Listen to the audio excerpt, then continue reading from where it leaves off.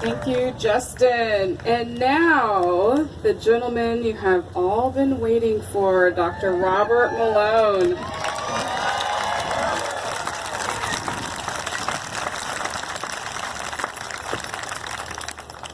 Did you know that this is Dr. Robert Malone's hometown? Dr. Malone's mission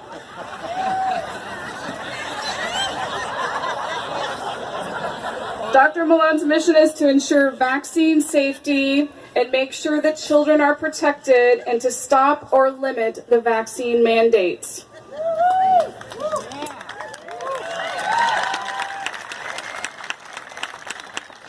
With the goal of saving lives, he works to identify and teach about life-saving treatments for COVID-19 and other pandemics. Dr. Malone is an internationally recognized scientist and physician. He is the original inventor of mRNA vaccination as a technology, DNA vaccination, and multiple non-viral DNA and RNA and mRNA platform delivery technologies. Dr. Malone holds numerous fundamental domestic and foreign patents in the fields of gene delivery, delivery formulations, and vaccines, including for fundamental DNA, RNA, and mRNA vaccine technologies. He has approximately 100 scientific publications with over 12,000 citations of his work. Dr. Malone has been an invited speaker at over 50 conferences, has chaired numerous conferences, and has sat on or served as chairperson on Health and Human Services and Department of Defense committees. He currently sits as a non-voting member on the NIH ACTIV committee, which is tasked with managing clinical research for a variety of drug and antibody treatments for COVID-19. He is married to Dr. Jill Glasspool Malone, PhD. Please welcome Dr. Robert Malone.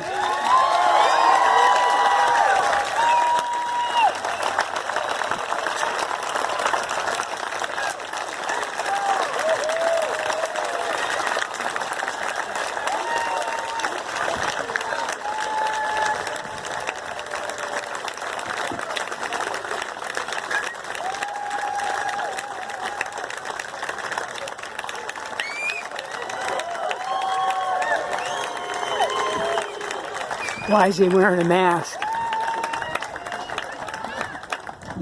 Must be a gag. Thank you so much. I'm going to do an act of civil disobedience here. I hope you will all forgive me. Hey! Now, why shouldn't your children have their faces masked?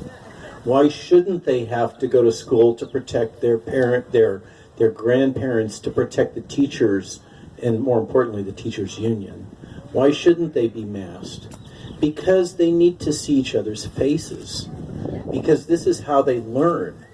They learn about speaking. They learn about emotions.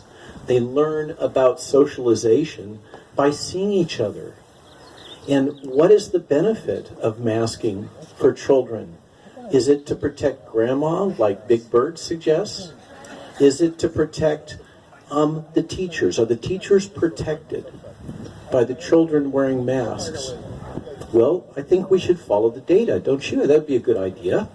Okay? How many papers are there that I'm aware of that definitively demonstrate that masking using these fabric or paper masks are effective?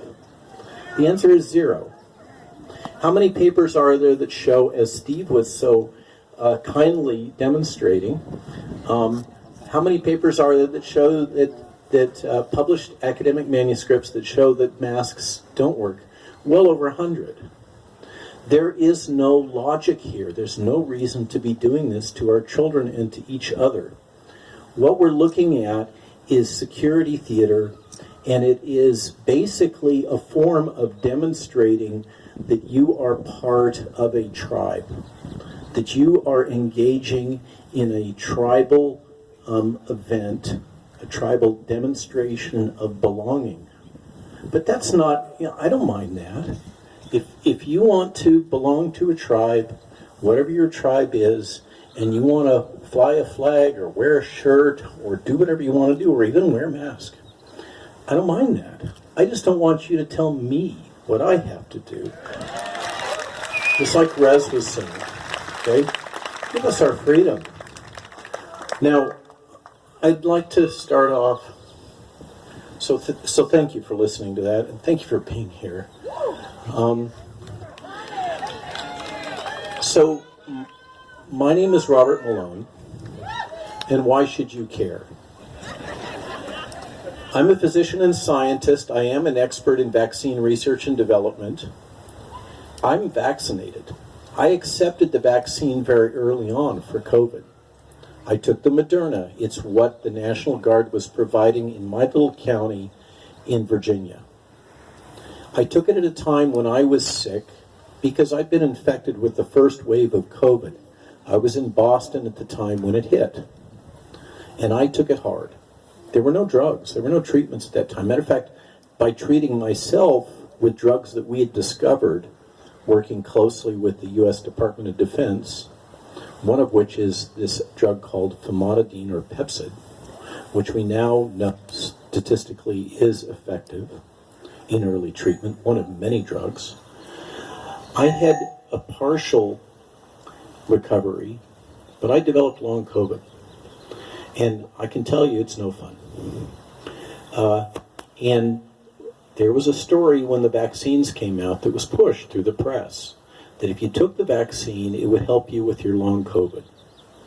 And I also knew that I was going to have to travel internationally. And I couldn't travel if I wasn't vaccinated. That was true, still the case. So that's why I took the vaccine. Did it help me? No. Matter of fact, with my second dose of Moderna, I developed hypertension with a systolic blood pressure, that's the top number, of about 220. That's life-threatening. I also developed a number of other symptoms. POTS, or postural orthostatic insomnia, restlessness, restless leg, narcolepsy, a series of things that now we all know are commonly associated with this disease, with this vaccination, post-vaccination syndrome. And in fact, Jill looked up my vaccine lot, and it turns out that the vaccine lot that I took on my second dose of Moderna is one that's highly associated with death and disease. Just happened to be, that was not known at the time. Why does this matter to you? Because some of you may have taken the vaccine. I took the vaccine despite all I know. I won't take a third one, I'll tell you that. But the message I want to give is that, we all make mistakes. We all make decisions based on the best information we have at the time. And even me, a vaccine specialist, I made this mistake. So you don't have to feel that there's something wrong with you. You don't have to feel bad. And we don't have to be against each other. We don't have to allow the government and the media to split us apart. We're all one people. We're all together. And what I hope you take away from this is the idea of empathy. We all need to have open hearts to each other. No hate, please. That's how I approach it. I don't hate the people that have been attacking me. I don't hate the people that are the COVIDians, that are so deep in the mass formation process. One of the lovely things about this phrase, mass formation psychosis, that I said on Joe Rogan that caused the entire Silicon Valley to lose bladder control on the same day, was if you understand what Matthias Desmet teaches in his book, The Psychology of Totalitarianism, it's that these people are hypnotized. They've been intentionally hypnotized by media and by a number of other things that we're going to talk about. So don't hate them, forgive them. There's a phrase, they know not what they do.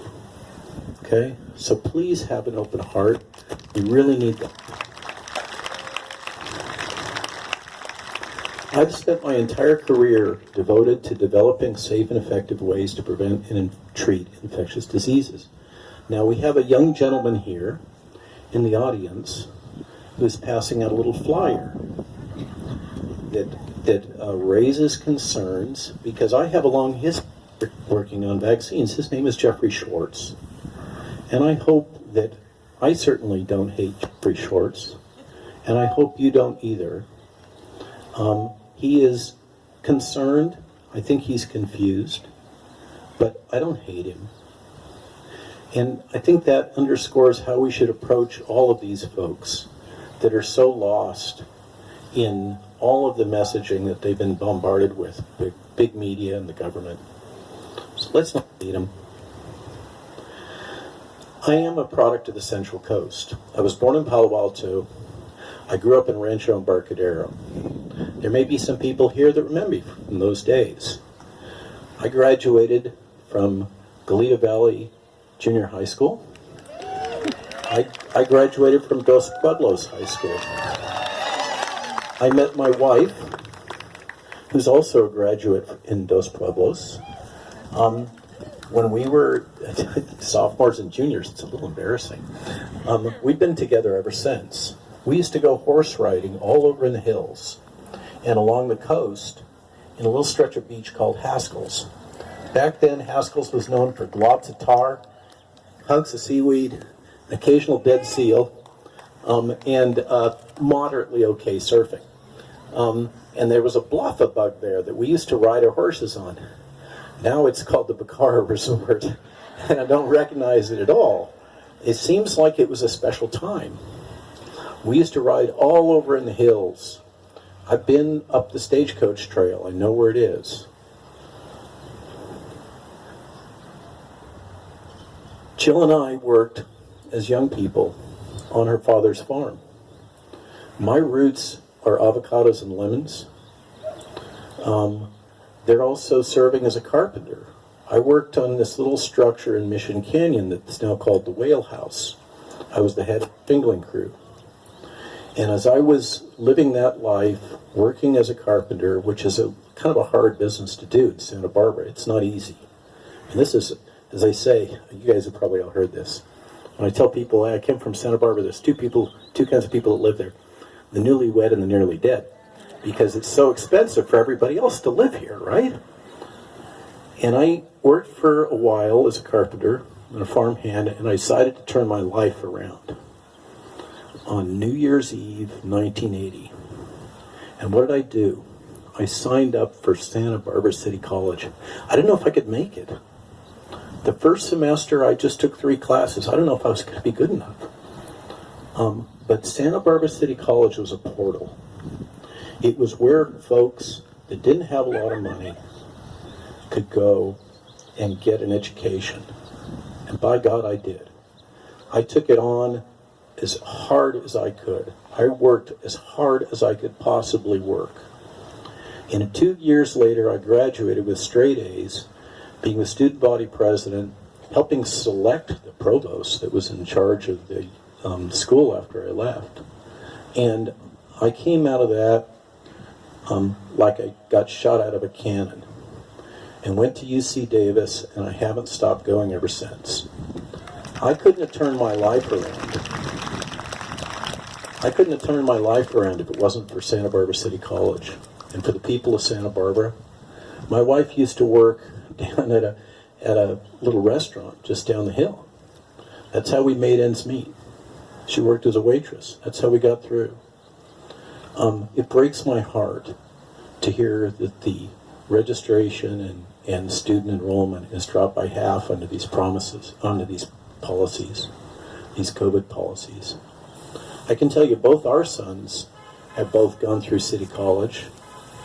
They're both full-time computer scientists. One of them graduated from University of Maryland, Baltimore. The other one graduated from one of the top computer science schools in the world, really, Georgia Tech. They're both fully employed, no debt, but they started at community colleges. As far as I'm concerned, community college is the backbone that allows average folks to move forward if they want to apply themselves. And I'm really sorry that Santa Barbara City College and the Santa Barbara Foundation wasn't interested in us trying to raise funds or help them or contribute to them, because for some reason they believe I'm far right, which kind of blows my mind as somebody who grew up here in the Central Coast and always thought of myself as kind of center left. But there it is. The world has changed. Jill and I have renovated 6 small farms. We still work our 40-acre farm in Virginia. We breed Lusitano horses. We drive a GMC dually diesel flatbed, have a Kubota farm tractor. I can run a skid loader and drive a team of Percheron horses. I'm still connected to the land. Our farm is really close to 3 farms of people that signed the Declaration of Independence, including Thomas Jefferson. That's where I live now.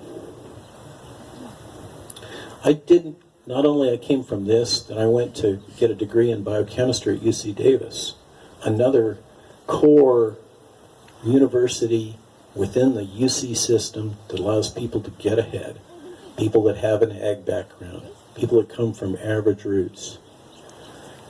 And I worked my can off there, just like I'd done here at Santa Barbara City College.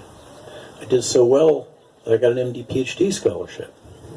I went to Northwestern, and then I went to another UC system school with Jill, UC San Diego, where I also worked at an institution called the Salk Institute. Okay? And it was at the Salk Institute, which at the time was the mecca for vaccines and virology and molecular virology, which is where I worked. And I busted my can, continued to, for 3 years, and came up with a series of discoveries that we now call RNA vaccines and DNA vaccines. That happened when I was 28.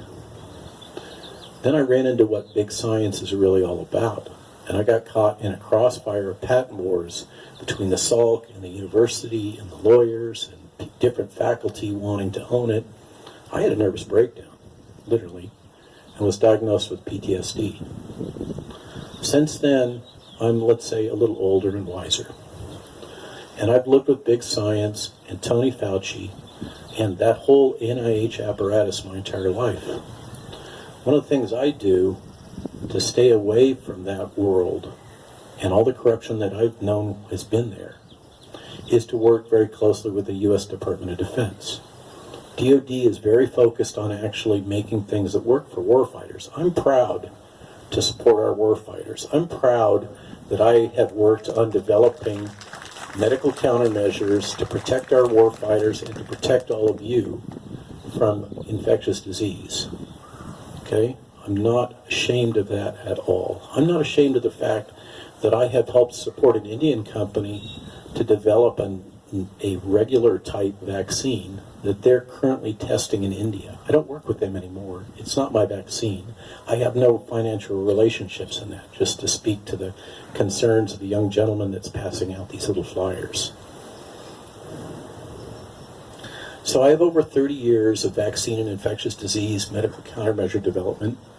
I work closely with the Defense Threat Reduction Agency. I know DC. I know NIAID. I've won or managed over $8 billion in grants and contracts. I know how the system works. And I'm sorry to say that not the part of DITRA that I work with, but the other part continues to fund the Wuhan lab. They also are the ones that have funded the biolabs in Ukraine. I know these people. I know how they think. I know what they're doing. And I got to tell you, what's going on right now is not right. There is a biowarfare treaty, and I fear that in this current climate, we've got to the point where the government no longer feels constrained by the law. They no longer feel constrained by the Bill of Rights. They no longer feel constrained by the requirements that they don't engage in gain-of-function research. This is the world we're in right now. And I fear we have to take it back. We have to gain control back from these people that feel that it's okay to do these things. I'm strongly opposed to them. And I'd like to talk to you about 3 words. Again, I come to you with an open heart, committed to healing, with 3 simple words that I want you to remember. Integrity, dignity, and community. These are 3 simple words. In the heart of honest people, they ring like bells. Integrity, dignity, community. Integrity is a commitment to truth, to what you say, to how you live, and how you treat others. St. Augustine, the doctor of the Roman Catholic Church, famously said, "The truth is a lion. You don't have to defend it. Let it loose, it will defend itself." That is what integrity is about, the truth. Dignity flows from respect. And I say these words because each of them has underlying meaning that I've learned as I've moved through the last 2 years. Dignity flows from respect for ourselves, for each other, and for the world we live in. When the government doesn't recognize your rights to informed consent, they are not recognizing your individual dignity. When they say that we have the right, the government, to impose mandates on you and you have no choice, what they're trampling is your personal dignity and the dignity of your children. Now the last word is super important, community. Community is what we lost that made all this happen. I've spoken about Matthias Desmet and his profound insights about mass formation psychosis. The reason why mass formation psychosis can get its hooks into you as a community is that our community of people has lost connection with each other. Frankly, the only groups that I've found that still maintain connectivity are religious groups. That's why they've been so resistant to this. As I've traveled with all these doctors all over the world, all over the United States, what we found again and again is it's religious communities that are resistant to the propaganda and resistant to all the censorship because they have connectedness to each other. And this could not have happened if we had not let community die through our use of cell phones and everything else that happens. What we have to do is regain community. So these 3 key words, and that's why they're there. Integrity, dignity, and community. If you don't remember anything else from what I say, please remember those words. Now regarding mRNA vaccines, the science is settled. Despite what the fact checkers and the mainstream media want you to think. As my friend Ryan Cole says, their strategy is, these are not the drones you're looking for. Okay? These vaccines are not working. They're not working to prevent infection, replication, and spread to others, and they're not completely safe, as you heard from Steve.